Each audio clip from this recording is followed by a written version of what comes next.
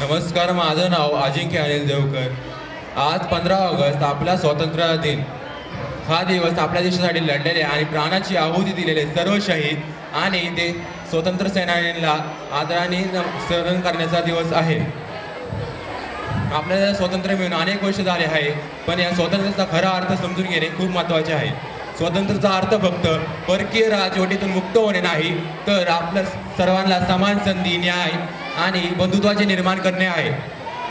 आपल्याला मिळालेल्या स्वातंत्र्याची किंमत ओळखून आपल्या देशाच्या प्रगतीसाठी, समृद्धीसाठी आणि एकीसाठी आपण सगळ्यांनी प्रयत्न करणे गरजेचे आहे.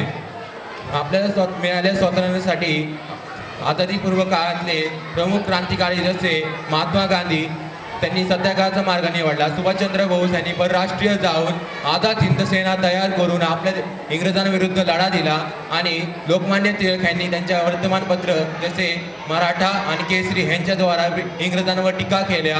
आपल्याला मिळालेल्या स्वातंत्र्याची आपल्याला किंमत जाणून ठेवायला पाहिजे. चला आणि आपण आपल्या देशाला आणखी पुढे घेऊन जाण्यासाठी संकल्प करूया. धन्यवाद. जय हिंद, जय भारत.